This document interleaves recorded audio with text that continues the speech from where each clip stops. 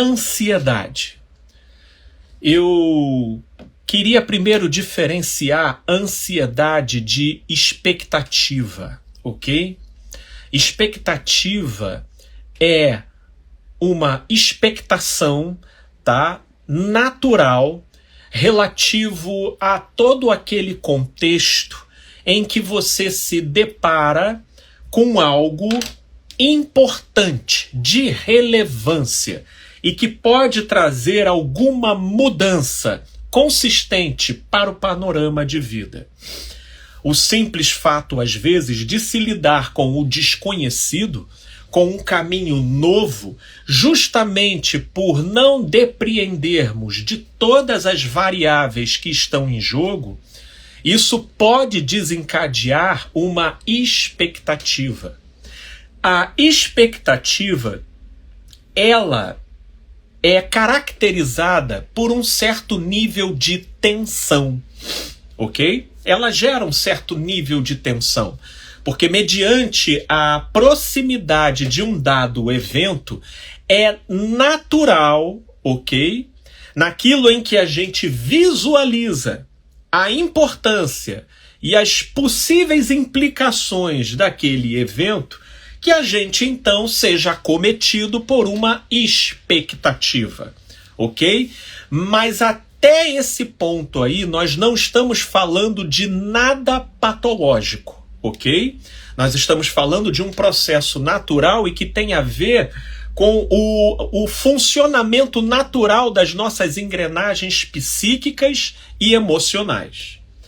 Para entrarmos na casa da ansiedade, na ansiedade eu poderia dizer que a ansiedade é o adoecimento da expectativa, ok? É o adoecimento da expectativa. A ansiedade, ela vai criar uma profusão de imaginação cuja sensação e pensamentos tendenciosamente estarão sempre produzindo os piores cenários possíveis. E aí, a tensão que seria natural a uma expectativa inevitável da nossa relação com a realidade se exacerba de uma tal forma, produzindo uma série de disfunções. Desde um travamento, desde uma paralisia, desde um ataque de pânico, até mesmo um lapso de memória ou diversas outras coisas referente a essa hiperintensificação da tensão oriunda da expectativa, mas que pela ansiedade a coisa é catapultada para um nível extremamente exagerado e, portanto, perturbador e disfuncional. Eu já tenho aqui uma querida que está aqui conosco no TikTok, e ela faz uma pergunta muito pertinente e que eu acho que cabe muito para a gente refletir nesse momento. Ela pergunta: como não ter expectativas? Aí é que tá, querida. Eu não saberia estar lendo aqui o seu nome correto, então para eu não errar, mas você que escreveu a pergunta, você sabe que é com você que eu estou falando. Como não ter expectativas? Aí é que tá, querida.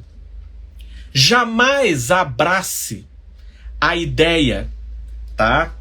Ou a utopia de não ter expectativas. Porque fazendo essa distinção entre ansiedade e expectativa,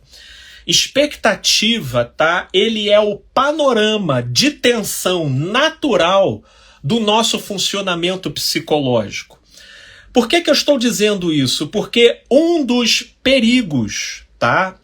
E vamos dizer assim, simbolicamente, um dos terrenos escorregadios criados, né, pelo desenvolvimento da psicologia e da psiquiatria, foi a patologização das nossas emoções. De modo que, como elas começaram a receber nomenclaturas associadas à doença, Agora, qualquer resfriado é tratado como pneumonia, você entendeu? Ou qualquer desconforto é tratado como um tumor, né? Mas, na verdade, a gente precisa criar uma devida distinção. E creiam-me, isso faz toda a diferença, a fim de que a gente saiba dar nome aos bois daquilo que a gente sente e do que acontece dentro da gente.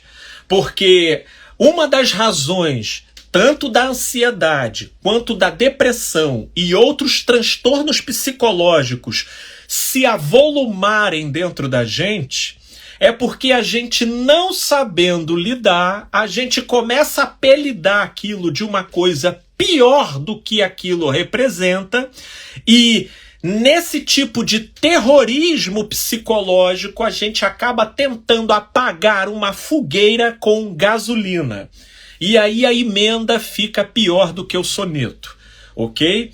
Então, até para iniciar, né, um bom olhar para a gente conseguir lidar com a ansiedade e a depressão, isso passa necessariamente pela necessidade de sabermos nomear corretamente sentimentos e dinâmicas dentro da gente e, a partir disso, criar as devidas ou exigências ou conformações dentro da gente. E isso, consequentemente, evitará a produção do desespero. Sim, o desespero é esse tal combustível, é essa tal gasolina que frequentemente a gente joga para tentar apagar fogueiras de certas emoções desconfortáveis que, uma vez sendo naturais, a gente trata como doença, e aí a emenda fica pior do que o soneto, ok? E aí o tiro sai pela culatra e aquilo que não era passa a ser, não porque de fato seja, mas porque você está tratando aquilo daquela forma. Então, minha amiga, se permita ter expectativas. Expectativas faz parte e ela vai estar relacionado naturalmente a toda vez que você se deparar com uma dada situação inusitada. Por exemplo, você vai ter uma prova importante chegando nesse final de semana. Meu Deus, é natural que você tenha expectativa. Ok? Afinal de contas, é uma prova importante, sobretudo se você está se preparando para ela. Ah, eu estou para ter bebê agora, no mês que vem. Tenho uma natural expectativa, estou para fazer uma cirurgia na semana que vem. Existe uma natural expectativa, né? E a expectativa, como eu disse no início, ela é caracterizada por um certo nível de tensão. O grande problema é quando essa tensão se exacerba simplesmente por não... ela se exacerba por conta de uma hemorragia da nossa imaginação que começa a presumir o futuro de forma altamente tendenciosa, lógico que para o lado negativo, e aí não tem como as nossas emoções não corresponderem a isso. Elas vão começar a se fervilhar e a intensificar na direção do desespero.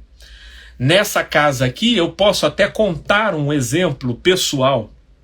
Em 2019, eu fiz uma cirurgia de ablação cardíaca.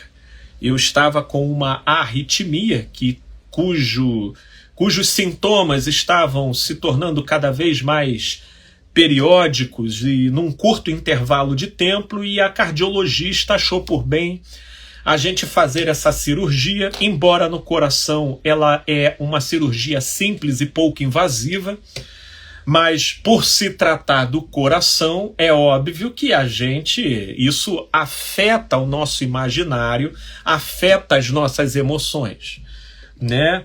E, consequentemente, uma vez marcada a cirurgia, vem a expectativa natural. Só que eu não sou nenhum poste de ferro e muito menos sou alguém melhor do que qualquer um de vocês. E justamente por ter noção dos meus limites e da minha propensão a descarrilhar na direção da ansiedade, eu tomei algumas precauções. Número 1, eu tomei a decisão de confiar em Deus e de me respaldar em relação à equipe médica que estaria submetida à realização da cirurgia. Não fui na internet procurar nenhum relato sobre cirurgia, quem se deu bem, quem se deu mal, porque eu sei que tudo isso poderia ser usado contra mim no tribunal da minha imaginação, com a exacerbação de pensamentos e deduções, com o famoso e se. O e se é, vamos dizer, o braço direito da ansiedade no modo como ele atua na nossa imaginação. E se der ruim? E se acontecer isso? E se acontecer aquilo outro que eu li naquele texto? Então, para evitar esse tipo de situação, eu simplesmente não abri nenhuma consulta e fui procurando viver um dia de cada vez, me bastando nos desafios que cada dia trazia para mim. Quando chegou o dia da operação, eu fui. Como não havia nada acumulado de toda uma tensão ou de um transtorno prévio processado dentro de mim, eu cheguei lá tenso, eu cheguei lá com medo, mas todos esses sentimentos estavam à altura do que eu podia controlar.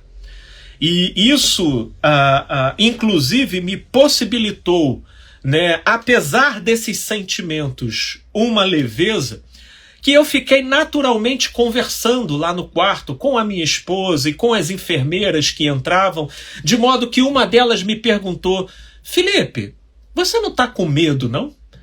Eu falei: tô.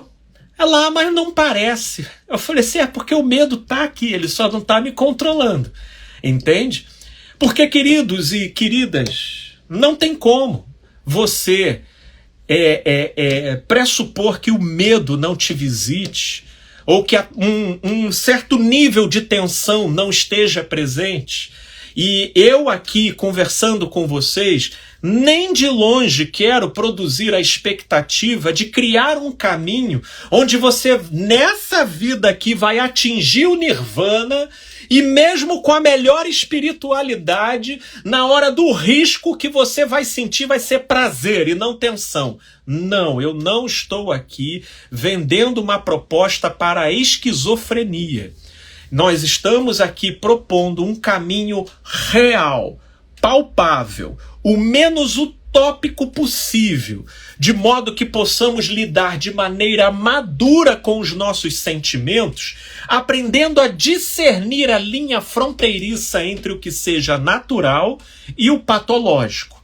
Mas para isso, a gente precisa admitir e reconhecer que mesmo o panorama natural, ele pode gerar certos sentimentos desconfortáveis dentro da gente. Isso é ponto pacífico. E isso porque eu ainda nem entrei no tema depressão, ok?